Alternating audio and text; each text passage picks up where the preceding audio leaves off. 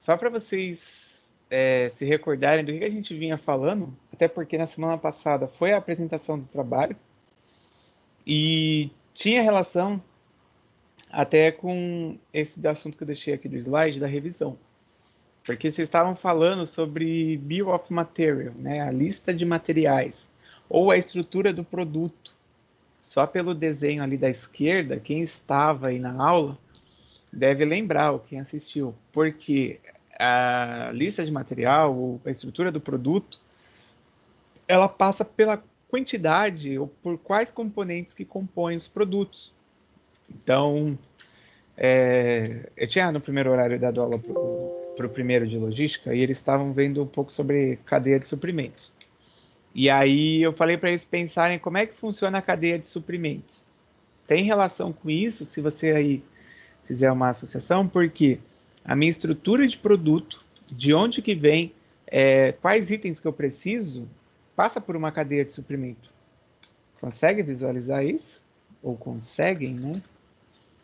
Com certeza. Porque, sim, porque você tem lá vários itens ou componentes, que às vezes a indústria chama, que vão formar um produto. Um exemplo mesmo é o celular. Aí o celular, quantas placas, peças, é, coisa de silício, é, os conectores aqui que tem, e cada um às vezes vem de um fornecedor diferente, assim como o caso lá da Dell, que vocês já viram esse vídeo, é a mesma lógica. Então, ao se pensar na estrutura do produto, eu penso nos componentes, nas matérias-primas e nos itens que vêm, que às vezes eu acabo fazendo só a montagem, né, como indústria. A indústria automobilística, ela faz isso, tá? Essa lista de produtos tem relação com a ordem de produção, ou seja, o que é que eu vou produzir diante da demanda. A gente vai falar até um pouco sobre escassez. E quando eu tenho uma demanda, eu tenho a escassez, que é a escassez de produto. Então, hoje o que mais se fala, não sei aí no médio se vocês viram em alguma matéria ligada a isso, que é sobre a falta de chuva. Falta de chuvas no Brasil de forma geral, ou os reservatórios com os níveis baixos. Crise hídrica, né, em resumo. O que a crise hídrica pode afetar quando eu tenho essa ordem de produção ou a demanda? Eu não vou ter matéria-prima suficiente para produzir para todo mundo. A indústria alimentícia, mesma coisa. Então, o resultado é simples, que isso Keynes já dizia, né? Eu tenho muita demanda, a oferta não acompanha, eu vou equilibrar aumentando o preço. E aí, aquela maçã que tanta Helena gosta, se antes estava mais perto aí de março, sei lá, estava R$ 2, R$ 3, agora ela vai para 6. A batata doce aí dos nossos alunos que são maromba da academia, se tava R$ 2 no extra. Aí às vezes tem quatro e pouco o preço. O preço aumenta, porque a relação que eu tenho com a demanda vai ditar aqui, né, aquilo que eu vou produzir ou não, tá? Pelo menos deveria, hein? Porque se a gente observar lá até do Ford, o Ford produzia, independente da demanda. Aquela época era uma época que a indústria empurrava a sua produção e não a demanda puxava a produção. E hoje em dia a demanda acaba puxando, por isso que às vezes tem época que dá pico aí em certos produtos, até por conta da sazonalidade, tá? E essa demanda até, ela é irregular e isso afeta o plano mestre de produção. E aí o plano mestre de produção é o que vai dizer o que vai ser durante aquele período feito. E o grande ponto que a gente até viu quando pensa na estrutura do produto é eu observar a quantidade de materiais que vão compor um único item e organizar para que não falte. Porque a hora que eu precisar, eu não posso ficar na mão. E aí a logística tem um papel assim fundamental de organização, de planejamento, de colocar esses itens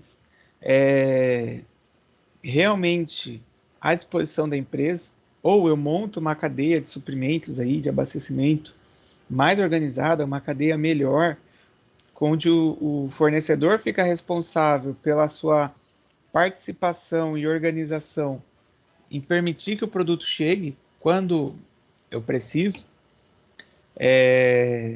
Nenhuma empresa está sozinha, né, no mercado. Se você pensar assim, a empresa ela não depende de ninguém porque ela mesma produz, ela vai lá, embala e vende. Tá, mas ela tem fábrica de embalagem? Aí já começa. Ela é dona de toda a frota de caminhões? Será que os caminhões ela possui aí o centro de distribuição próprio? Então eu já começo a ter, digamos, necessidade de estar integrado com outras pessoas ou com outras empresas aí que vão me dar esse suporte ou que vão me ajudar. Tranquilo? Isso daí foi o que a gente falou e aí vocês apresentaram a estrutura no trabalho. Teve a do caderno, da Raquel, e outros trabalhos que vocês colocaram na semana passada que descrevia isso, a estrutura ligada aí à questão dos produtos. Tudo bem? Sim? Não? Tudo bem. Então, beleza. Tudo bem. Prosseguindo, né? Aí, quando a gente tem essa estrutura de produto, essa lista, esses materiais, nós passamos pelo ponto que, se eu observo que há uma demanda para diversos tipos de itens ou de produtos, eu preciso analisar o seguinte ponto: para quem que eu vou produzir? Será que realmente o público que eu estou destinando está ligado àquele produto que eu estou fazendo? E aí vem, né, o que é que eu vou fazer, o que que eu vou produzir. Que é o nosso primeiro assunto aqui. Ó, essa decisão de se produzir, né, o que produzir, ela está ligada aí à demanda ou às necessidades. E essa relação de demanda e necessidade, ela passa por um viés que a gente, às vezes eu acho que eu já até comentei disso, da mesma marca, né, ou do mesmo fabricante, ele possui ali 2, 3 linhas de produto. Por que que ele tem? Vai visar qual é o seu público, qual é o perfil do público que vai comprar o seu item. Tipo, eu tenho um produto que custa 100 e outro que custa 60. É a mesma linha de produto. Então, eu diferencio às vezes colocando uma marca superior em um, que é o mais caro, e uma marca não tão conhecida, mas quando você olha lá atrás do fabricante é o mesmo. Então, essa decisão sobre o que produzir, ela vai se basear no direcionamento, na personalização que eu vou fazer do meu produto. Isso não é uma coisa difícil de ver na rotina de vocês, porque se você vai no supermercado e começa a observar, as próprias redes, tipo o Carrefour, o Extra, que tem as suas marcas próprias, eles não são fabricantes de produtos de limpeza, alimentício, coisa que eles vendem. Eles vão comprar de um fabricante, provavelmente um desses grandes fabricantes que a gente tem no mercado, e na hora de embalar, vai lá, Qualitar, Meu Carrefour, sei lá se o Carrefour tem outro nome, Cassino, né? Cassino, que é a marca que é a dona lá do Cassino, que é francesa. Eles acabam colocando. Então, isso dita, ó, o que produzir baseado aí no perfil do cliente, porque eles fazem uma marca própria com um cunho de ser mais barato e, sendo mais barato, eles querem atingir aí um público que busca valor mais econômico, assim, ou às vezes não está com disponibilidade financeira para pagar, sei lá, R$ 10 num sabão em pó, nem sei agora, acho que é 10, R$ 12 uma caixa de omo, tá? Depende muito aí também do mercado.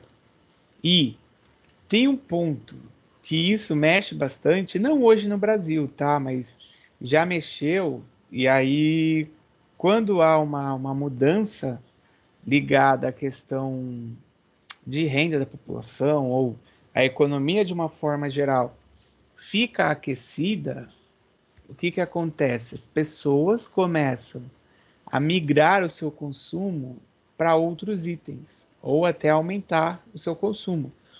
Exemplo que eu falei agora aí, né, do Qualitá. Aí, ao invés da pessoa comprar o café Qualitá, ela vai comprar o café Melita, Pilão, sei lá qual que você gosta aí. Três Corações, ou você não gosta, ao invés de tomar o achocolatado Qualitá, vai tomar o Nescau 3.0 com chocolate branco e preto misturado. É, há uma migração. Então, também, esse fator de observar o que eu vou produzir, eu preciso estar ligado à questão do meu público, tá? Não é, né? Às vezes, tipo, eu olho lá, se eu tenho pessoas que querem comprar, eu vou lá e produzo. Não é tão simples, porque eu tenho outras decisões ou outros fatores agravantes que acabam contando, e aí a demanda ela vai mexer.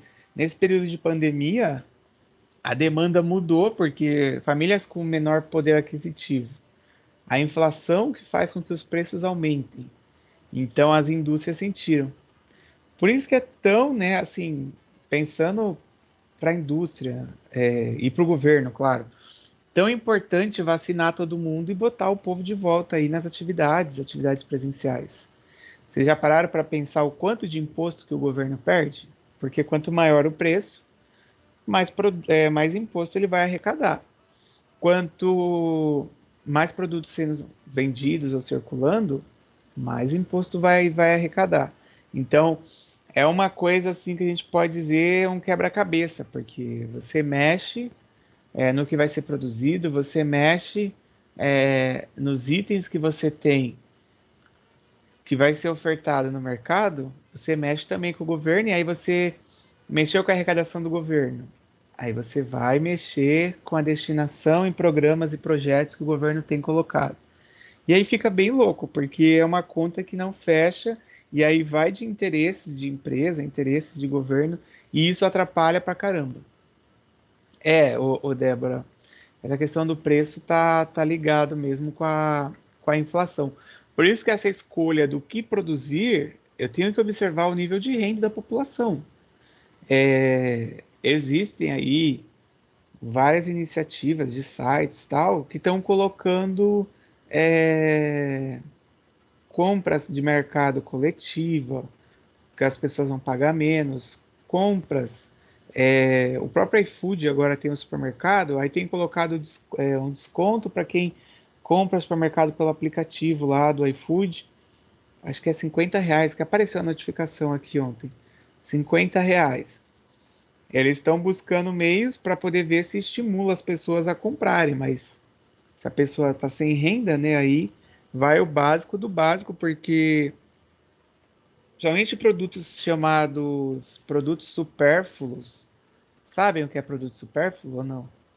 Oi, Chico, Francisco, Cisco, tudo bem? Bom dia, que bom que você veio. Sabe? A Débora sabe, só a Débora, mas alguém sabe? Produtos que não fazem diferença, que dá pra viver sem. Isso. Gente, eu achei que o Felipe Gato tinha aberto a câmera, mas fechou. Sim, sim, eu cliquei sem querer. Poxa, só porque eu ia ver você, mas tá bom. É... O supérfluo, por exemplo, vai. A pessoa de manhã vai tomar café. Item supérfluo. Ao invés dela pagar, cara, sei lá, outro dia eu fui no Extra, eu não compro no Extra queijo, mas o queijo, R$ 4, 100 gramas. Tipo, ela pode ficar sem o queijo para tomar café, sei lá, usa margarina, usa maionese, até o próprio requeijão, que é mais barato. Se você for pensar em número de vezes que você vai acabar passando no pão, dá quase 100 gramas de mussarela que dá para comer, sei lá, 4 pães, nem sei. No meu pai mesmo, 100 gramas não dá para nada, que lá tem um exército de gente. Aqui, como eu fico sozinho, até dá para comer aí uns 2 dias, sei. Mas são itens supérfluos. Então, a indústria, no processo de pensar o que produzir, os itens supérfluos eles sofrem maior impacto. E muitas vezes também, tá? Não sei se sabem disso. Ó, eu vou escrever aqui alguns impostos que o governo arrecada, ligado a isso que eu estou falando. ICMS e o IPI. O governo, muitas vezes, ele aumenta esses dois impostos aí que eu escrevi em cima daquilo que vai ser produzido. Então, pensa aí, a Raquelzinha, né? Vai comprar lá uma maquiagem que ela vai fazer um vídeo sobre make. O governo, ele observa, ele pode entender que aquele tipo de item ele vai aumentar o imposto para compensar a diminuição do imposto do leite, que também está um absurdo de caro. Então, ele diminui a alíquota, né, que é a porcentagem para o leite, que aí o leite seria o essencial, e ele aumenta para a maquiagem, que é supérflua. Então, ele faz essa jogada. É aquilo que eu falei. O fato de você ter o produto no mercado, e aí tem a questão do governo, não é tão bonitinho assim, porque é um quebra-cabeça que vai mexendo, e aí a indústria, né, fica no meio disso. Por isso que reclamam muito, assim, que o Brasil cobra muito imposto, que o Brasil tem dificuldade para manter as atividades econômicas, as diversas empresas. É, são coisas que acabam impactando demais aí, somente a população que está na ponta, né? Se a gente pensar até de novo na cadeia de abastecimento, nós que estamos na ponta, o consumidor aí, o cliente final, tá lascado, porque todo mundo que vem vindo lá de cima para baixo, assim, tipo, e quando eu falo de cima para baixo é naquele elo assim que vem, né? O fornecedor de matéria-prima, o fabricante, o distribuidor, o atacadista, o varejista e o consumidor. Todo mundo vai acumulando o lucro do anterior com o seu lucro, aí passa para o próximo, aí acumula o lucro dos outros com o dele. Aí chega em nós, a gente não tem para quem acumular o lucro, a gente que paga o preço que vem descendo aí. Até também iniciativas de empresas, não sei se vocês observaram na internet, a Nestlé criou aí o Empório Nestlé. Ó, Empório Nestlé. Já viram ou não? Não, acho. Não. Não? Ela vende. Bom, muitas vezes, não é 100%, mas muitas vezes mais barato do que você encontra na loja. Pai, eu fui comprar para minha filha levar para a escola no mês passado o pacote de cookie. Lá no. Acho que foi no Atacadão que eu tinha ido. Tava 2,50, 2,70. E lá no Empório Nestlé tava 1,49. Porque ao invés de ter os atravessadores todos, eles acabam vendendo direto. Então é uma técnica, né? Uma forma que eles mantêm a sua produção, eles cortam os intermediários que todos vão cobrar aí o seu lucro, seja aí o extra que é grande, seja o CRIO que seria o mercado médio, seja o mercadinho do Passos, sei lá se é Passos, quem é do Tudo de Passos fala aí qual é o nome daquele mercado Tudo.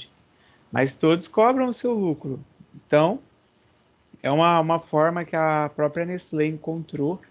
E na relação ao que vai ser produzido, tem até um outro ponto. Muitas vezes existe a opção da empresa dela deixar de produzir um certo item. E ela faz a opção, né? Às vezes vai porque o mercado tá uma demanda alta por determinado item, ou porque ela está visualizando, vamos supor, mais uns 2 meses aí, vai começar a mudar o clima. Então ela já começa a mudar o tipo de produto, como é que ela vai estar ofertando aqui no mercado brasileiro.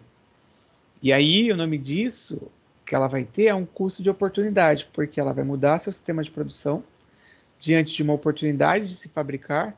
Até se a gente pensar na agricultura, tem isso, né, da época de safra, mudanças aí dos produtos que são colhidos, dos itens do agro que são colhidos. Então, tipo, investir numa outra cultura, né? Quando eu falo cultura, eu tô falando de plantação, hein? É investir numa outra cultura. E aí, nesse processo, olha o que acontece. O custo de oportunidade, ele tá ligado aí a quando você tem uma oportunidade perdida, ou seja, você deixa de produzir um item que você já vinha trabalhando para fazer o outro, e aí, de repente, você não sabe se vai dar certo, então você já começa a colocar no preço esse risco que você acabou colocando aí por essa mudança, tá? A relação do que produzir, ela está bem ligada, assim, se nós analisarmos essa relação de uma empresa mudar o seu produto, ou diversificar, ou usar as máquinas para mesclar com mais itens, ela precisa ficar ligada se realmente vai ter saída, porque senão, ó, para produzir um item, ela pode perder do outro que ela já estava fazendo. Perguntas aí? Deixa eu colar esse. Tudo Ô, bem? professor, com Fala. esse custo de oportunidade perdida que ele coloca a mais, se der certo, ele lucra mais também, né? Sim, aí ele lucra mais. Tem até um pouco de relação. Acho que eu comentei isso, mas foi bem no começo, assim, sobre o ciclo de vida do produto. Eu vou escrever aqui no chat. Qual é o ciclo de vida do produto? O produto, ele tem a fase de introdução no mercado. Então é um produto novo. Eu estou colocando no mercado, eu não sei se vai dar certo. Eu vou produzir menos, eu vou cobrar um valor alto, porque eu vou ter um custo alto para fazer menos, né? Lembra que se eu produzo em grande quantidade, eu ganho economia de escala. E aí, após a introdução, eu vou observar como é que está indo esse produto. Então, se ele tiver um resultado positivo, eu chamo de crescimento. Ele está crescendo. Vem a terceira fase, que é a maturidade. A maturidade significa que ele atingiu ali, parou de crescer a demanda, mas está num pico bom.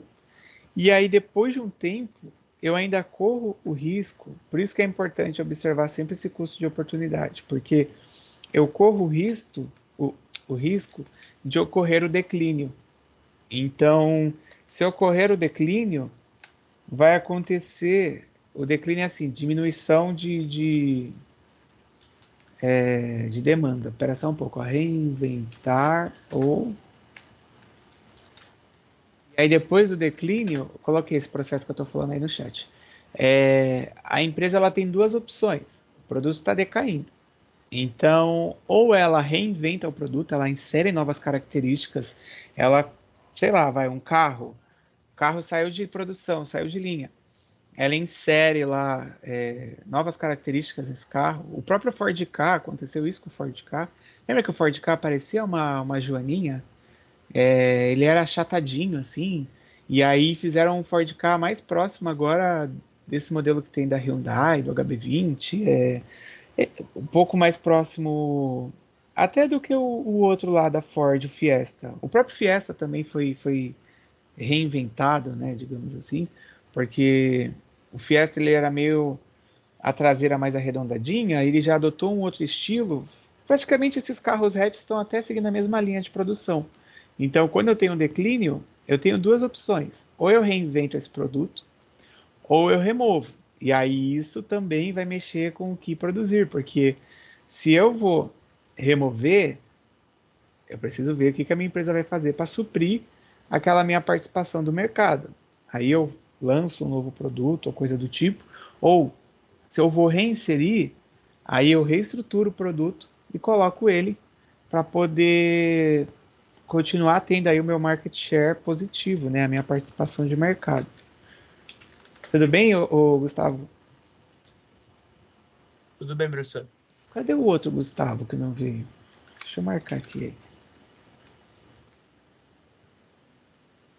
Deixa eu ver o que ele colocou, o Volsky. Ô, Pedro, você diz assim informações sobre esse ciclo de vida do produto? Escreve aí se sim ou não. Repete? Não ouvi. É o Volsky aqui, ó. O Volsky colocou.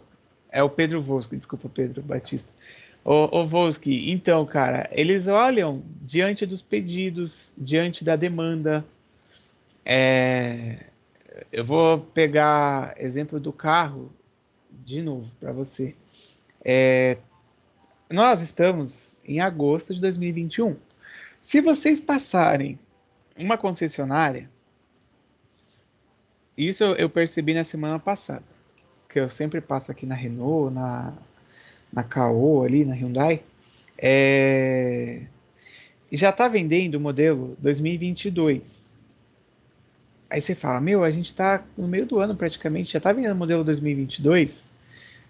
Sim, porque eles já começam a testar o interesse do público, do mercado em cima daquele produto.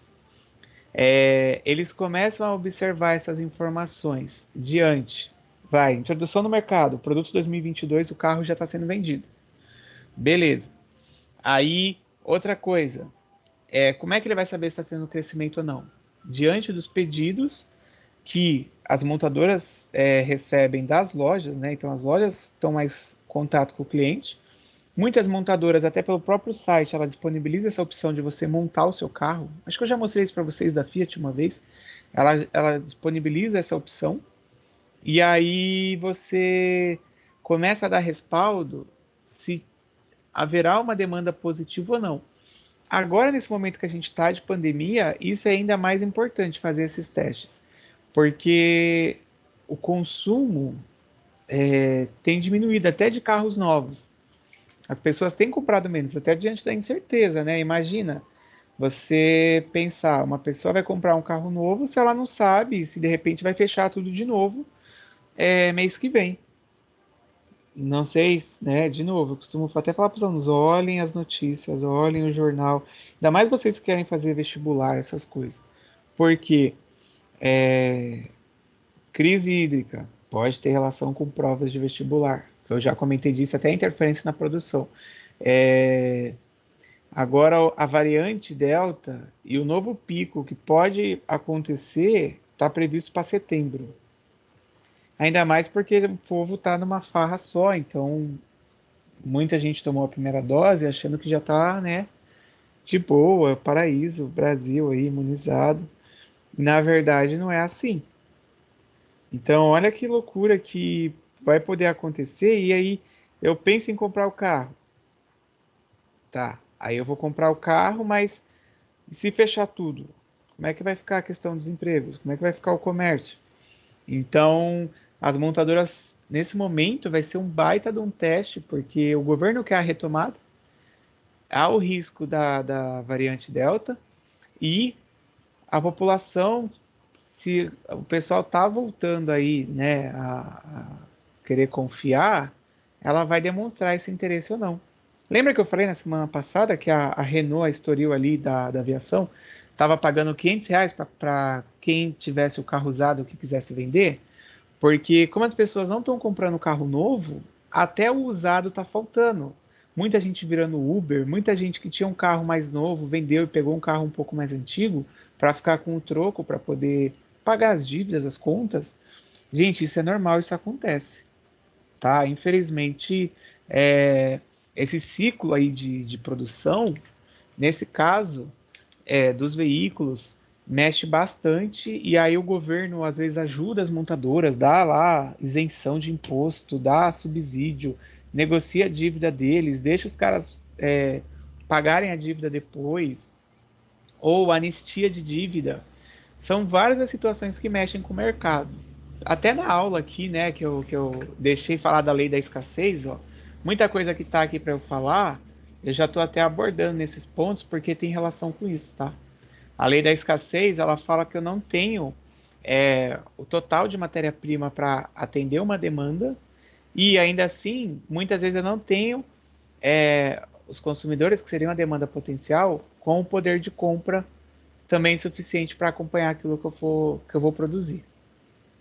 Tranquilo? Posso ir para o próximo? Deixa eu ver. Tranquilo, professor. Beleza. Ô Pedro, entendeu aí, né, Volsky? O Volsky entendeu?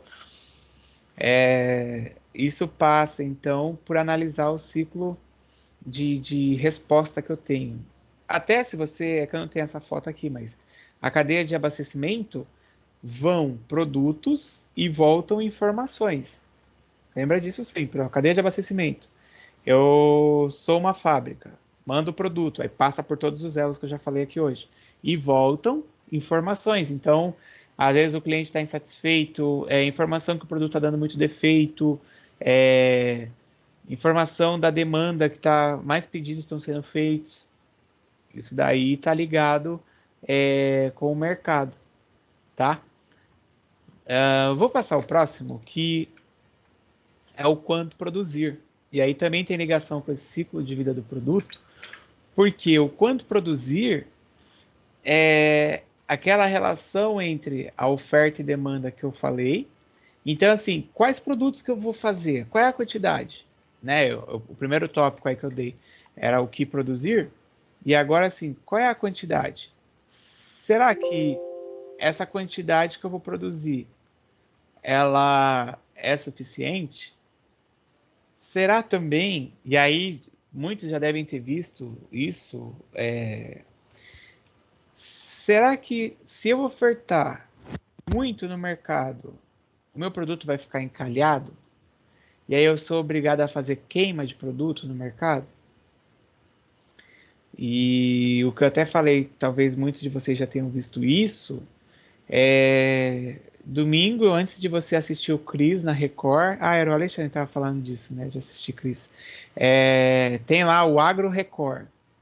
Gente, quantas vezes que, não lá, mas eu já li, e até do Globo Rural antes, eu já vi produtores de leite, produtores de qualquer outra coisa do campo, o cara queimar a produção, ou se é leite, o cara vai lá, ele abre a torneira e despeja o leite, ele rega o solo com leite. Aí você fala, nossa, mas que absurdo, tanta gente passando necessidade, fome, sem acesso a alimento e eles fazendo isso? Sim, porque a quantidade a ser produzida, o cara vai lá, ele organiza sua produção com tecnologia, com suas cabeças de vaquinhas lá que ele tem, né? E ele vai tirando leite para vender. Às vezes, a oferta de leite está tão grande que eles acabam não vendo aí a viabilidade de vender por um preço baixo, e o resultado, abre a torneira, joga fora, jogando o produto fora, diminuo a oferta e a demanda continua ou até aumenta. Então, por ter demanda, o resultado é que o preço sobe. E aí, né, fica atraente ou fica interessante do produtor do leite fazer a venda do leite. Tá? Apesar de ser uma coisa absurda, mas infelizmente é assim que eles colocam no mercado, o que eles fazem, gente. E isso, se eu sou uma fábrica, vou até pegar o exemplo que eu ia falar ali do ciclo, um outro sem ser o carro, era a marca de chocolate lá a Bis, acho que é da Mondelez lá, que é o fabricante. O Bis, ele já lançou várias versões aí de Bis, frutas vermelhas, Bis de limão, Bis não sei o que. E aí eles jogam no mercado, digamos, edição limitada, para fazer o teste do ciclo do produto, para ver até onde vai essa demanda, para ver se há um interesse, se há uma procura. E aí a quantidade a ser produzida, eles colocam pouca para limitar o mercado e ver realmente se há uma saída ou não. Se não vê oportunidade de mercado, eles retiram o produto. Mas nesse caso, o bis também a gente pode considerar como um produto supérfluo, a demanda também é influenciada pela renda das pessoas. Claro, né, que se até colocarem, esse bis numa época de Páscoa, pode ser aí que tenha um resultado bem positivo. Se colocar o bis numa época de final de ano, aí a sala faz um amigo do chocolate e do bis. Pode ser que tenha uma demanda positiva, mas eles testam isso em épocas bem aleatórias, tipo o Ronaldinho Gaúcho, e o resultado é que você, como indústria, né, vê se realmente vai valer a pena ou não. Aí ele vai e remove. Aí o consumidor vai no mercado, não acha, vai no outro, não acha. Aí quando acha é porque ficou lá parado, que aquele mercado não tinha um público interessado em comprar e tal. E eles suspendem a produção. Já viram esse caso, não? Ninguém. Eu não lembro. Não, mas tem vários produtos que fazem edição limitada. Fala, Helena. A gente fala bolacha, não lembro do que era, acho que era de cacau, era do Nesfit. E eu nunca mais vi. A gente comprava todo mês, mas aí depois parou de aparecer. Eu falei, não, que nem o Então, negócio de jogar fora o leite.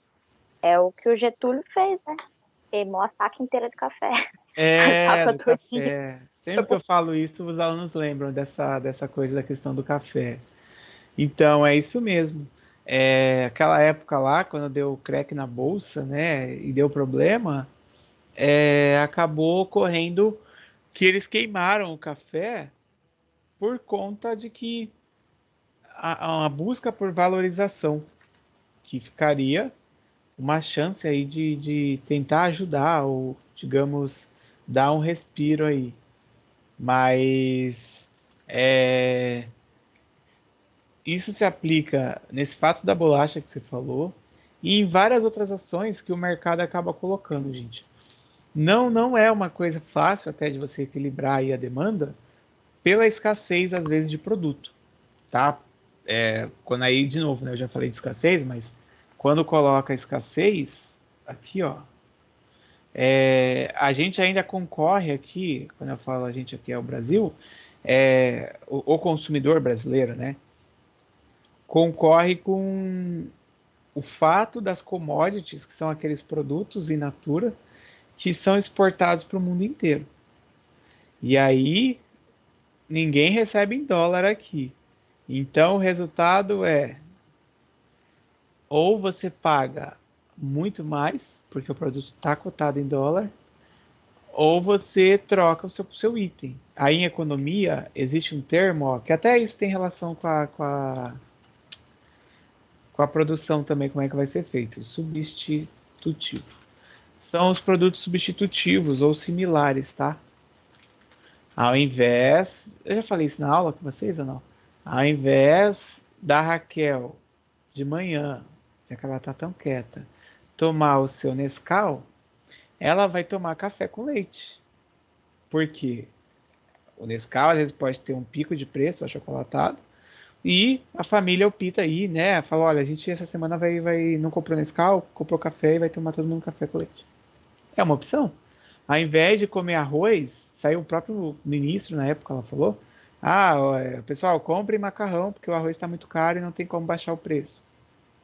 Então, olha, o fator econômico e a influência, porque pensando, né, tipo, a escassez faz com que se mude aí a demanda ou a busca por produtos e isso interfere diretamente na relação de consumo. Mais um ponto, que é o como produzir, e aí isso, puxando o que eu já falei nos anteriores, observa assim, ó, eu falei sobre o que produzir e o quanto, né? O como produzir, ele está ligado aí na questão da quantidade, né, do quanto produzir, e muitas empresas têm usado o processo de tecnologia, o próprio campo, tá? A agricultura aí também usa, o Brasil tem muita coisa que é referência de agricultura, e o que o Brasil faz? Emprega a tecnologia, as empresas também, mas com a ideia de reduzir o desperdício, de aproveitar ao máximo aí aquela produção, e com isso você ganha. Claro que se ocorrer o problema do que eu falei sobre a oferta está muito grande e o preço baixo, aí às vezes não é interessante, tá? Então, até ó, Vasconcelos e Garcia aí colocam que é necessário você decidir aí entre diferentes opções de recursos de produção que deverão ser empregados aí nesse processo de bem ou de serviço. Por que decidir entre as diferentes opções? Porque às vezes não compensa você trazer um produto nacional e é melhor você comprar um produto importado, só que aí você tem que comprar uma demanda maior.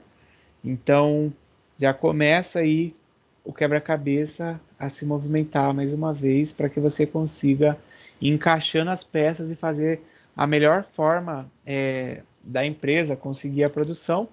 E aí a logística disso, porque se eu vou trazer o produto de fora, já começo com um agravante, né? E isso acontece também, um outro fator, já estão estudando em geografia ou em história sobre a Revolução no Brasil, a Revolução Industrial, que foi um pouco mais tarde? Digam aí. A Qual gente aquele viu. que é? Acho que eu não Viu? entendi. Então, porque o Brasil, enquanto a Europa, né, Estados Unidos já estavam aí com a indústria, com tudo, só em 1930 que a gente começou aí o processo de industrialização. Até porque antes nós tínhamos a questão da colônia, Portugal. Depois que o país aí teve a sua independência, né, tá até chegando dia 7 de setembro, teve a sua independência, o Brasil ainda importava muitos itens industrializados, somente da Inglaterra, o próprio Portugal, né? E aí, a partir de 30, começou uma preocupação com a indústria. Então, o dinheiro do café, né, até que a Helena falou aí do café, ele ajudou o processo industrial no Brasil a financiar, e essa indústria foi crescendo. Contudo, muitas vezes, ó, eu estou falando disso para entrar aqui nesse ponto aqui, ó. Muitas vezes nós não temos tecnologia suficiente para produzir determinadas coisas. E aí a gente manda commodity para outro país, e esse país ele manda o produto com um valor agregado e a gente paga muito mais caro. Outro ponto é o Brasil, às vezes, né, quando eu falo Brasil, a indústria em geral, pode empregar tecnologia de empresas de fora e aí é obrigado a pagar royalties. Não sei se já ouviram essa palavra, mas às vezes fala no jornal royalty do petróleo, por exemplo, aumentou em 30% aqui na Baixada os royalties do petróleo. O royalty é o direito sobre o uso daquela tecnologia. No caso do petróleo, é sobre a exploração do petróleo aqui no nosso mar. Até se der um problema aí ambiental, as prefeituras têm esse fundo que elas podem usar para poder ajudar também. A praia ficou poluída e aí vai impactar. Então as prefeituras já recebem essa ajuda. E esse royalty de tecnologia, aqui no Brasil, que a gente acaba tendo que pagar, é por conta da falta aí de desenvolvimento do P&D, que é Pesquisa e Desenvolvimento de Novas Tecnologias. Nós temos aqui no país alguns polos aí importantes, tá? Chamados tecnopolos, que os tecnopolos, por exemplo, Campinas, lá a região ali, São Carlos, são polos que fazem desenvolvimento, estudos, tecnologias, coisas na área de indústria, na área que tem lá a PUC, a Unicamp, outras instituições grandes que desenvolvem diversas coisas que agregam aí para o país. Tá? Então, quando você tem um país com uma estrutura de pesquisa, por isso que a parte da educação é tão prioritária. Aí a gente, nesse fator de como produzir, conseguiria fazer a própria tecnologia e empregar. Mas em algumas vezes não tem, e aí é obrigado a pagar royalties para trazer esse produto de fora. Tranquilidade, né? É bom que já associa com outras aulas e vocês já vão se lembrando. Ó, até o ponto que eu falei sobre trazer o produto importado, ó, que estava ligado com isso aqui, a consideração, o preço dos recursos. Que, se nós olharmos aqui o Brasil, a nossa mão de obra já foi mais barata. Hoje em dia, não é tão, por conta de vários fatores, encargos ou coisa do tipo. E a China pode ser um exemplo aí, quando a gente tem de mão de obra mais barata. Então, muitas vezes eles fazem a opção por uma produção mais manual. Ou até mesmo outros países ali da Ásia, né? Taiwan. É só olhar aí qualquer item que você tem, olha atrás, tá lá, ó, Made in. Por exemplo, esse meu tecladinho mouse aqui, ó, é Made in China. Tem coisas aqui que é Made in Taiwan. Depende muito, eles acabam empregando mais mão de obra. Quando já é mais cara a mão de obra, o processo do como produzir ele tem a opção da mecanização, ou seja, coloco mais máquinas e menos pessoas. E aí menos pessoas estão diretamente ligadas à produção, por isso que é importante, né, a capacitação dos trabalhadores do Brasil para que eles atuem em outras áreas, áreas tecnológicas, ou que haja uma demanda, tipo até setor de serviço, porque aumentando a mecanização, menos emprego. Então, a coisa já começa aí a mudar nesse cenário global, tá?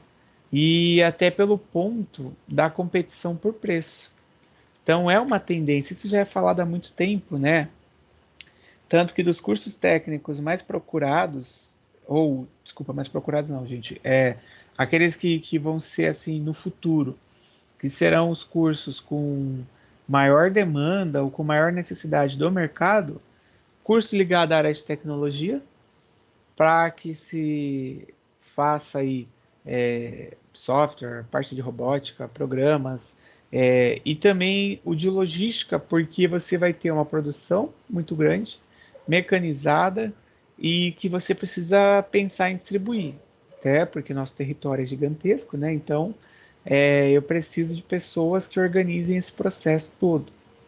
Se você vê diversas pesquisas, sempre tem assim essa relação desses cursos diante até disso, porque a produção vai migrando para um processo mais mecanizado, tecnológico, e aí menos seres humanos trabalhando diretamente a produção. Lá na fábrica da Coca, quando a gente foi, eu acho que tinha no espaço grandão da planta 2 pessoas só.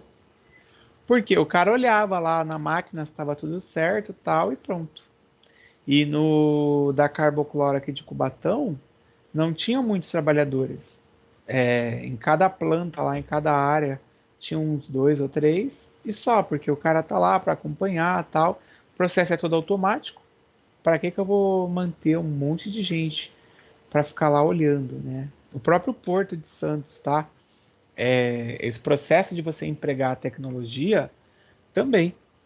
O meu pai, quando começou lá em 79, sei lá, por aí, é, ele falava que tinha muita gente, muita, parecia um formigueiro o Porto. Se vocês pegarem fotos, lá em Santos existe a hemeroteca, ó, hemeroteca. O dia que precisar achar reportagem, artigo, coisas aqui da região de muito tempo atrás, vai na hemeroteca. A hemeroteca é ao lado do Teatro Municipal. Você entra como se fosse pro Teatro Municipal ali no Canal 1, perto da Santa Casa. Só que aí para a esquerda tem um prédio assim separado que é a hemeroteca. E lá na hemeroteca tem reportagem assim de fotos, formigueiro que era o Porto. Hoje em dia o Porto ainda movimenta bastante, questão de trabalhador, de emprego, sim. Só que não é igual antes porque você tem muitas máquinas. Então, muitos trabalhadores ou os filhos desses trabalhadores passaram aí a trabalhar operando um portainer, uma empilhadeira, fazendo manutenção de esteira, acompanhando aí o processo. Eu mesmo à noite lá de São Vicente tenho alunos que trabalham com isso na área portuária. Tem ainda alguns que trabalham na parte administrativa lá, a parte de planejamento. Aí começou a ter uma demanda, por exemplo, por segurança, saúde e segurança no trabalho. Tem aluno que faz esse processo. Então, outras funções começaram aí a existir, até por questão de legislação e tal, mas por questão da tecnologia, nós perdemos aí diversos postos de trabalho, porque não precisa mais ficar, né, um monte de gente carregando saco de açúcar, se o próprio tem as esteiras lá que fazem isso, tem o processo dos containers, muita coisa está indo por container também, está vindo a soja para que não se perca, estão botando soja no container que antes vinha com o caminhão e aí no caminho, no trajeto, caía a soja, você perdia. Então olha quanta coisa que está mudando e que isso até não só na produção, mas em outras áreas também afeta. Beleza? Como produzir? Está indo agora para quem? Para acabar, é um slide só. Vocês vão fazer uma atividade. Eu não sei se a atividade saiu, eu já tinha falado disso, né? Aí depois eu falar, mas professor, Saiu. você não falou disso. Ah, saiu. Eu já tinha até deixado colado Eu montei tipo um roteirinho assim da atividade. Vou deixar aqui a foto para vocês verem. Bora pro último. Calma aí, deixa eu pegar aqui o PPCP. PPCP. Eu acho que é essa foto. E que ele tirou. Ó, pro último. Quanto ele abre? Foi. Para quem produzir, né? Para quem produzir, que é importante. Bom, para quem produzir, tá ligado aí a quem se destina a minha produção. Lembrando que eu falei o que produzir, e aí tinha relação com o perfil do consumidor, porque o que eu vou produzir, eu tenho que direcionar a um certo público. O quanto produzir também, porque aí quanto mais pessoas em um determinado grupo, eu vou ofertar o produto ali para eles. A gente falou agora das tecnologias para o como, e o para quem tem a relação aí de quais setores que vão aí ou que serão beneficiados, tá? Então, a minha produção, ela vai analisar quem tem acesso àquele produto e eu posso limitar também, tá? Esse fator de eu limitar o acesso ao produto, eu vou lá e subo o preço porque eu não quero que determinada classe social tenha acesso a esse meu item. Já ocorreu até isso do para quem, um problema com a Mercedes, que a Mercedes ela criou uma versão de carro que era um carro, entre aspas, assim, popular. Ou seja, não era só o gerente, aquele cara com maior poder aquisitivo de uma grande empresa que poderia ter o Mercedes. Agora, pessoas, digamos assim, da classe média, já poderiam ter aquele produto. E aí muitos, né, em livros de marketing fala disso, que houve um descontentamento, porque para o cara era uma questão de exclusividade. Tipo, poxa, eu tenho meu Mercedes lá, ó, esse é o que me diferencia do trabalhador ali de um nível menor. E o cara de nível menor agora ele tinha também o Mercedes. Eu só não sei se é o modelo, eu acho que é o A170 Mercedes, ele é meio achatado também esse carro. Mas foi um modelo aí que eles colocaram que atingia um outro perfil de renda diferente do que a Mercedes era acostumada, tá? Então, até pensando aí no ponto de vista das empresas, essa decisão do para quem é ligada aí à questão de trazer lucro. Então, a Mercedes fez isso porque no mercado a gente tem as fatias, que eu já escrevi aqui hoje, que é o market share. Então, ela não tinha a fatia ou a participação no mercado com público com, sei lá, de classe C. Eu até tinha visto no jornal, no sábado, classe C, eles estão considerando agora de 4 a 10 salários mínimos. Falei, gente, daqui a pouco, classe C, o cara tem que ter 20 mil reais e o povo para baixo é considerado pobre no Brasil. Tão alto que estão os preços aí, eu acho que eles estão mudando essas classificações. E a Mercedes conseguia vender, então ela conseguia atuar aí com o público de classe C. É uma coisa que outras empresas estão observando. Por que eu vou só atuar para o público de classe alta, sendo que a maioria no Brasil, olha essa consideração, essa relação. A maioria no Brasil, ela tem menos dinheiro. Não faz sentido, tipo, eu começar a produzir para uma empresa ou para um público em maior quantidade, ganhando menos lucro, porém, eu vendo mais, porque eu vou vender em mais quantidade. Então eu posso até ganhar menos lucro em cada. Só que por vender em quantidade, eu tenho um preço maior. Muitas pequenas lojas fazem isso, vendem mais barato, às vezes em bairro para ganhar mais. Aqui na Boa Praça, aqui na praia, acho que o pão é R$ 1 ou mais que R$ 1. Um pão, gente, eu tô falando. E tem um lugar, às vezes eu passo pro bairro, tipo Vila São Jorge. Outra vez eu passei ali pro Tude. Tinha lugar que era 30 centavos o pão. E não era só o pão francês, né? Ou a média que a gente chama. Pão de cará, ou a broa, assim, aquela broa. Acho que é broa de fubá que fala. É, isso porque eles estão no local com a renda teoricamente menor do que a praia, tá? Às vezes não, mas teoricamente. E aí eles acabam vendendo a um preço menor, mas vendem mais, então ganham. Tanto que até um cara lá que tinha conversado uma vez com ele, que eu tava levando pão pro pessoal que mora na rua, assim, né? Aí ele falou, ó, eu vou te fazer o preço de custo, porque aí você. é, E aí depois eu até te dou uns extras, você consegue fazer a distribuição sem ter muito custo para você. E ele fez por 17 centavos cada pão. Gente, onde que você compra hoje em dia pão por 17 centavos? Nunca, né? Quando eu era, sei lá, 12 anos, que tinha uma padaria ali na Marginal, que nem existe mais essa padaria, o pão era 10 centavos. Então, essa decisão que passa aí por você ter para quem você vai produzir, faz com que as pessoas aumentem ou reduzam o preço. Coisa bem simples, assim, o pastel, né? Tem feira, vai a feira de cesta da Vila Sônia, é, tem a barraca lá das minhas, que são irmãs, eu acho que são 4 pastéis, 3 pastéis, é 3 por 12. Antes era 3 por 10, agora é 3 por 12 o pastel. E a feira da Guilhermina aqui, que é mais perto, de sexta, é R$ 7 o pastel. Um pastel. Então, olha a diferença. E praticamente é o mesmo pastel.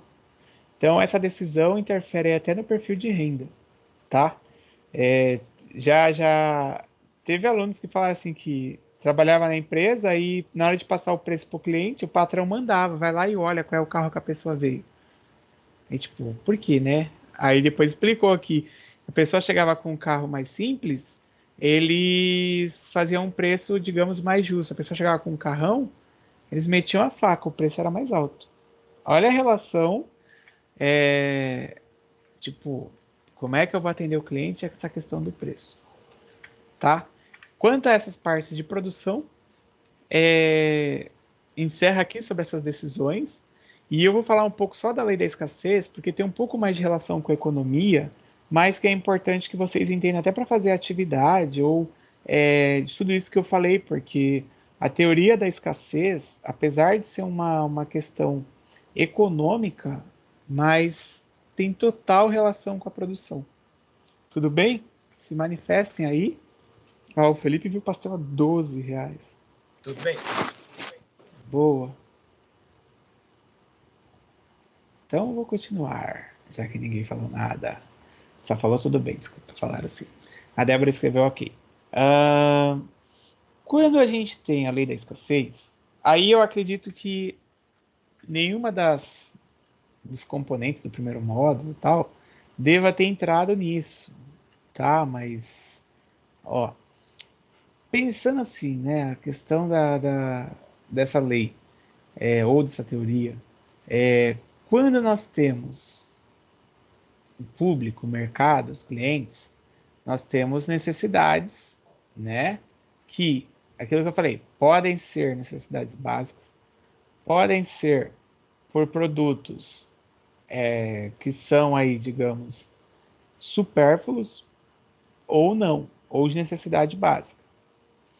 E o que que a lei da escassez ela fala? Nem todos os produtos, tá, ou recursos, eles têm a disponibilidade aí para atender a demanda. Imagina se tivessem tipo, recurso infinito para se produzir. Não tinha, né, o porquê de coisas básicas serem tão caras. O óleo mesmo de cozinha aí que aumentou o preço demais.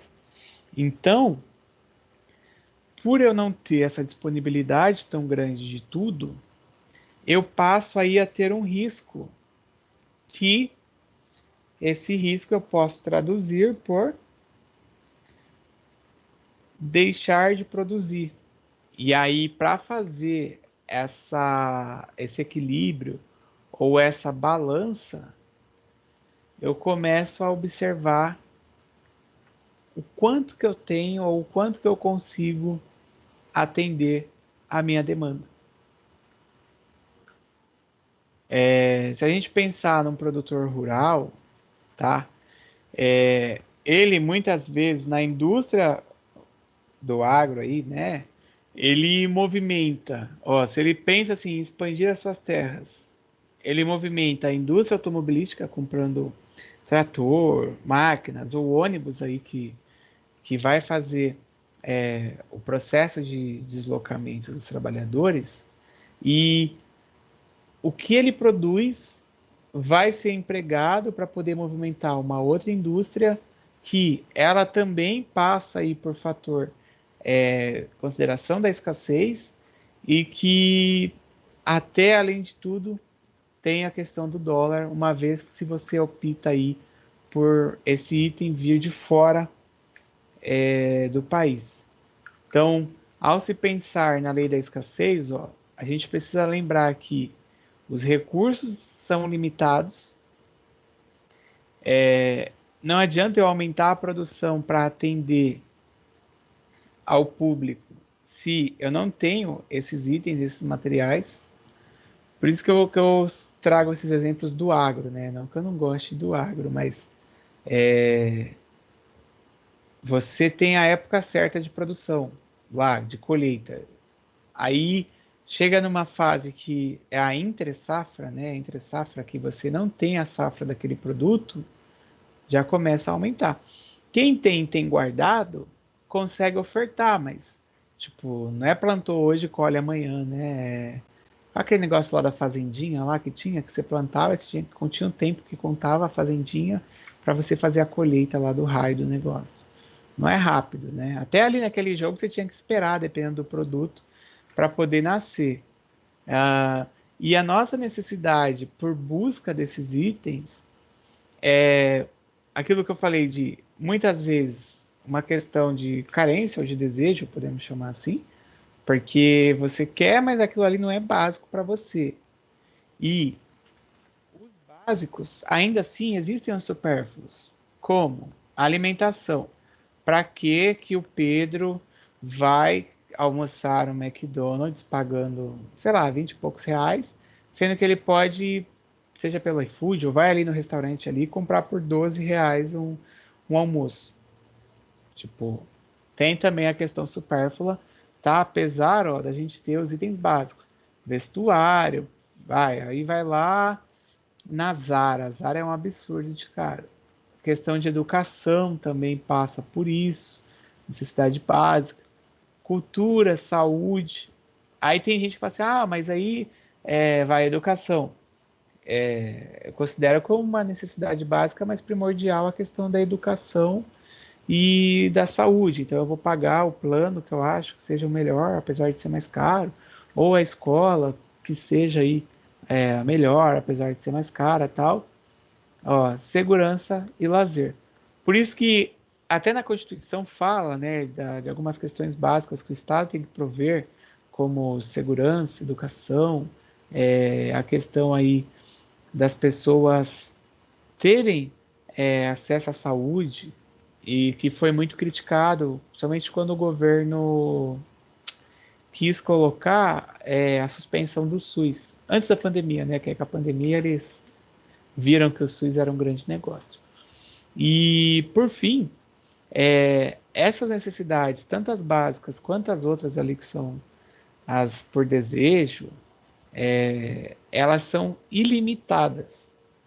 E aí, mesmo que a pessoa comprou um celular, ela vai querer, daqui a um tempo, buscar outro, porque essa relação está ligada diretamente ao mercado, e aí o mercado ele impõe um novo produto que gera um novo desejo, pode não ser uma necessidade básica, mas aquele desejo faz com que a pessoa queira comprar, e você chega numa situação que é algo infinito, assim, o consumo, né, é algo infinito, tá? Até o Souza fala, muitas vezes, e aí entra nesse exemplo que eu falei do celular,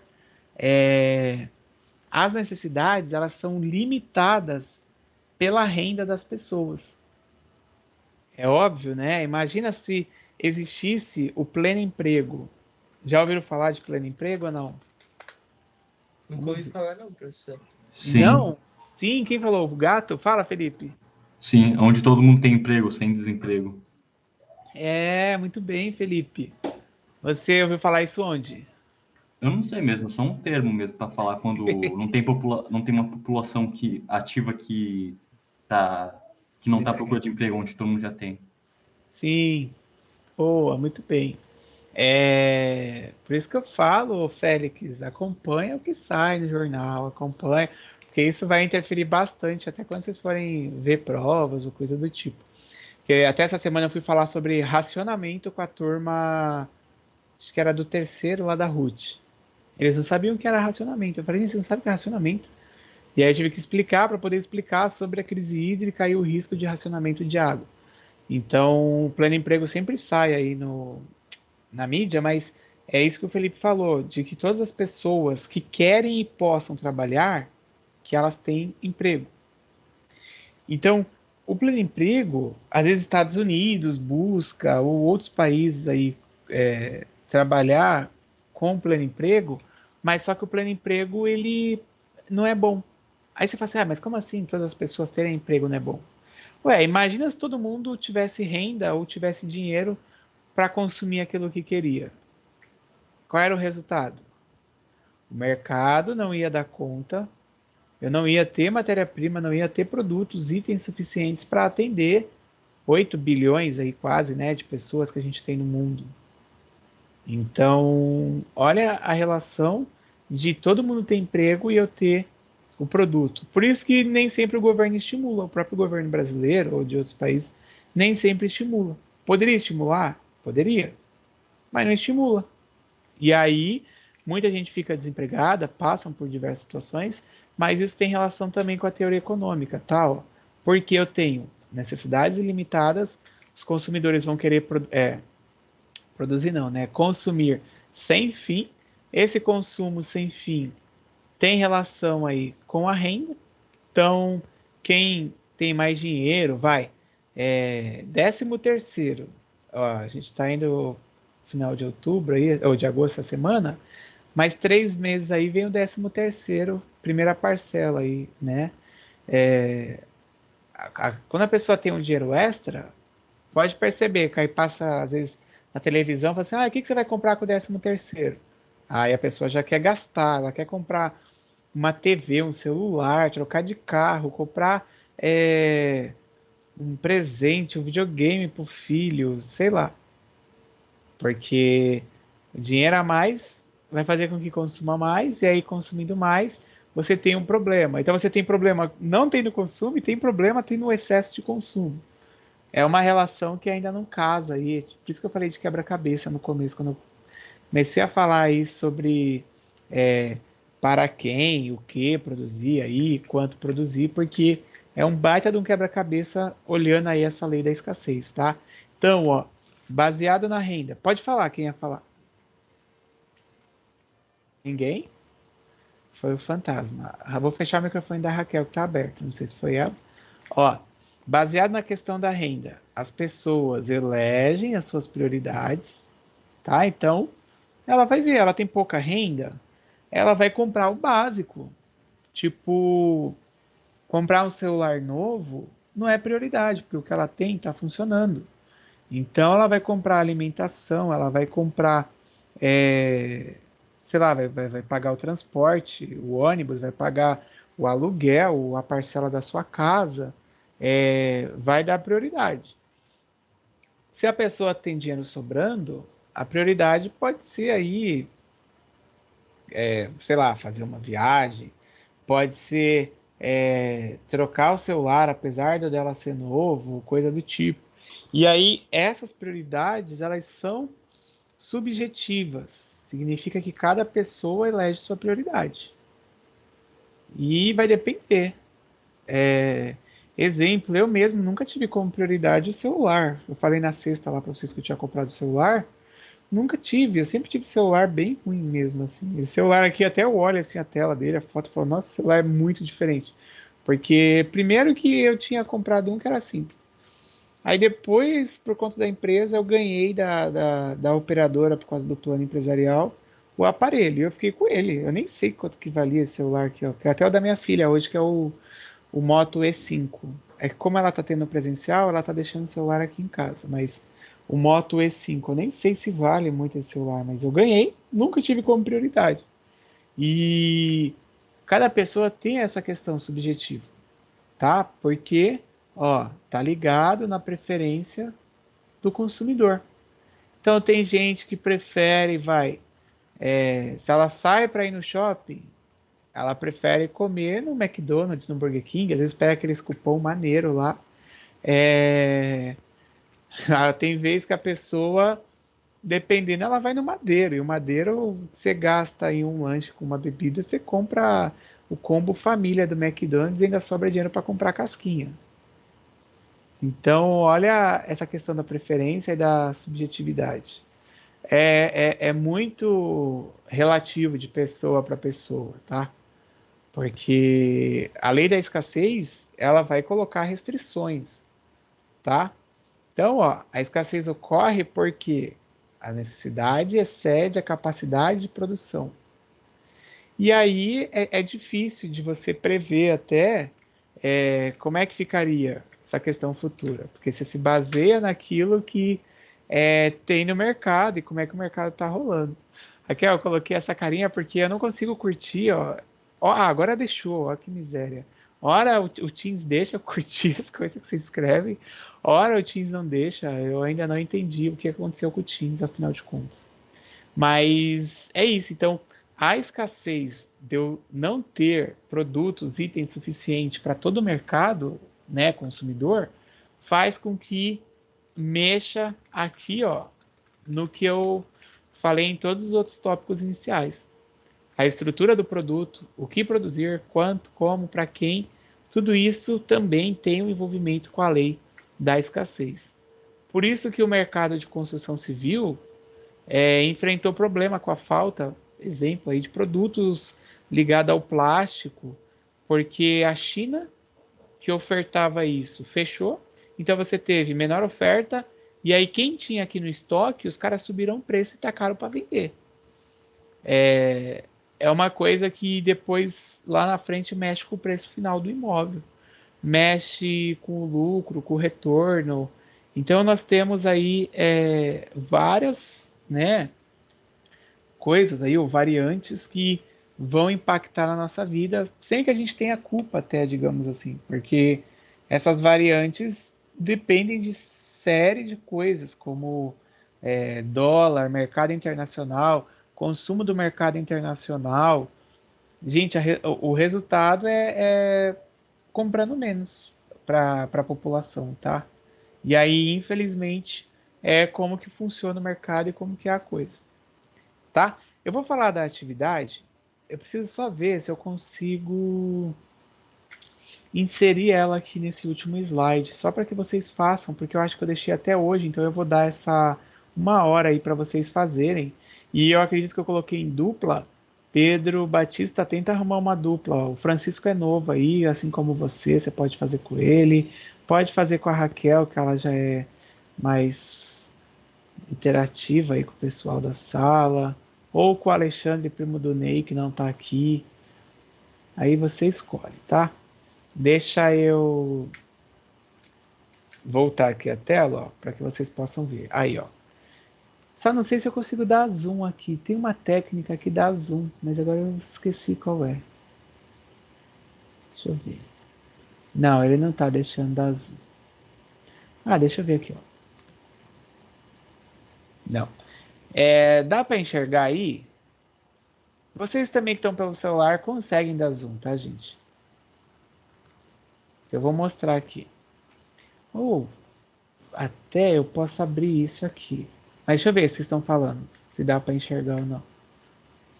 Eu vou explicar, LR. Quer que aumente, Helena? Muito, entendeu? Dá pra ver, mas pra ler é meio complicadinho. Tá pra ler. Então eu vou mudar aqui, só por causa de você, viu? Porque você é prioridade aqui para o ensino da ETEC. Calma aí, Helena. Helena Jorge. Ó, Helena, eu tô mudando aqui. Você me fala se tá ou não aí rolante aí a leitura. Peraí. Tá bom? Senão eu mudo de novo. Eu boto no PDF e deixo gigante. Agora tá bom.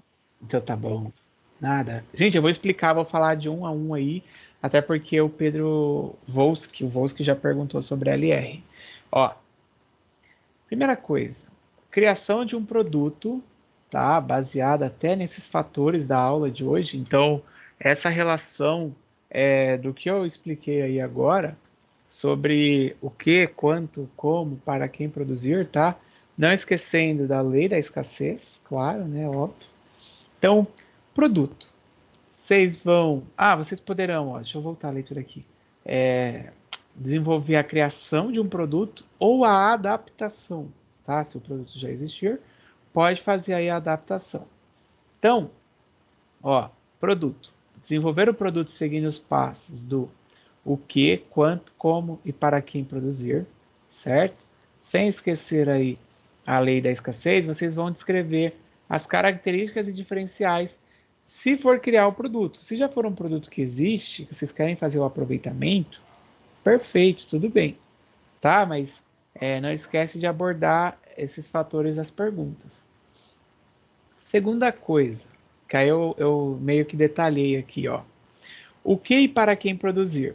Descrever o produto e a quem se destina, né? Qual é o público que se destina? A renda, a idade, porque isso também interfere no mercado. Tem produto que é para todos? Tem. Exemplo, sei lá, carne. Teria que ser, né? Calma, hein? Senão vai falar, mas a carne está muito cara, o pessoal não está comprando. Mas exemplo, para todos. Calçado, vai. Sim, para todos. Mas aí qual é o tipo do calçado? O Nike, o calçado Melissa, que as meninas gostam. Algumas, talvez, as que estejam aqui falam, mas eu não gosto. Então, você vai definir o que e para quem vai produzir aqui no segundo passo. No terceiro, o quanto e como. Então, até na questão da lei da escassez que eu falei, o quanto produzir está ligado aí a quantidade e pensando até em ter o produto disponível ou não. E o como produzir, questão de tecnologia, produto manual, às vezes produto artesanal, e muitas vezes as indústrias, ou até mesmo produto artesanal, ele pensa aí na questão da LR, que é logística reversa, o Volsky. Então, assim, esse produto, ele tem o processo da logística reversa incluído aí, né, na sua política, tá?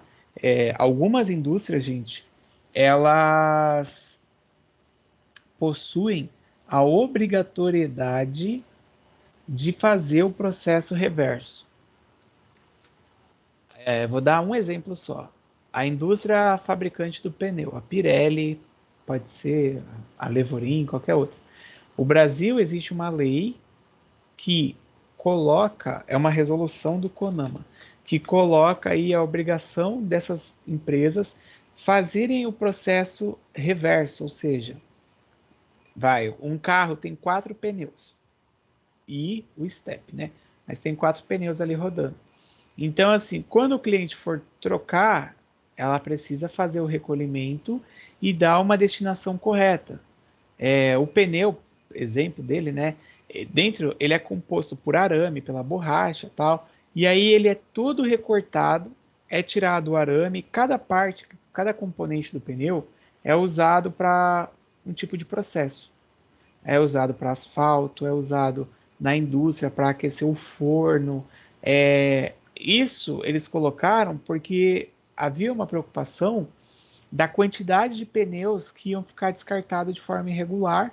E aí, né, ensino fundamental, vocês já devem ter feito trabalho da dengue, falando do pneu, questão da poluição, canal sendo aí foi descartado no canal e o canal transbordando, alagamento de vias por conta disso, vários dos problemas relacionados aí ao pneu, tá? Então é um exemplo do processo a se pensar aí no como produzir, se a logística reversa está nesse processo ou não. Existem outros itens que têm essa obrigação, se quiser depois eu falo. Isso é a matéria do terceiro ano. Ó, e o passo 4, que é a ligação do mercado, a influência de sazonalidade na demanda do produto. E sazonalidade, exemplo, Páscoa, uma época sazonal que as pessoas compram mais bacalhau, compram mais ovos de Páscoa, de chocolate, né? E etc. Outro exemplo de sazonalidade, quando nós temos o verão, o aumento na venda de protetor solar. É uma época sazonal. Apesar do Brasil ser um país tropical, né, o ano inteiro vende, mas há um pico, há um aumento. Assim como outros produtos que são consumidos mais em determinada época do ano. Festa junina lá que tem, essas épocas de junho, julho, né? No final do ano a gente tem lá o peru de Natal, panetone, uma época sazonal que há esse aumento. Até o consumo de água passa por sazonalidade aqui onde nós moramos, porque eu não sei hoje em dia se ainda está assim, mas há uma falta d'água em muitos locais. Somente quem não tem caixa d'água, né, que sofre mais, porque aí a pessoa depende da água estritamente que vem da rua, e quando ela abre a torneira não sai, ou sai um fiozinho de nada, e aí você tem que ficar lá vários minutos para encher um balde, sendo que a água não passa, tá? Claro que a Sabesp não vai deixar de cobrar, hein? E na influência do mercado, além da sazonalidade, há também a questão da oferta de MP, que é matéria-prima. Então, assim, e a oferta de matéria-prima? Esse produto que vocês pensaram, existe a oferta? Tá, ó, matéria-prima. Às vezes não tem. E, por fim, a entrega do que vocês farão, vocês podem escrever esse passo a passo, esse processo à mão, e aí posta uma foto. Quem às vezes tiver dificuldade para fazer pelo celular ou até pelo computador, mas quem quiser pode fazer usando PowerPoint, usando Canva, pode fazer uma animação usando o Powtoon. Já viram aquele site do Powtoon? Deixa eu escrever. Powtoon. Eu acho que é assim, ó. Se não for, eu já corrijo, peraí. Powtoon. É esse mesmo o site. Tá? Ali dá para fazer animação e outros que vocês usam aí, TikTok, Like, sei lá, Instagram, Reels, qualquer outra coisa do tipo. É isso. Perguntas? Não, tranquilo. Tranquilo. Então tá, e cadê os nossos companheiros? Faltou tanta gente aqui hoje, né? Será que o pessoal tá dormindo? Tá na Disney? Foram viajar no final de semana e não retornaram? Deus é mais, viu? E aqui, ó, tá escrito que é em dupla. Era isso que eu ia falar, que eu não tinha falado. Tá, então agora vocês têm 1 hora para fazer, mas pode me chamar. Eu vou deixar aqui aberto, senão a Raquel vai falar que eu tô querendo abandonar vocês, igual na semana Só passada. 1 hora? Ó, 1 hora dá pra eu chegar em São Paulo. Dá pra fazer. Ô, Felipe Gato,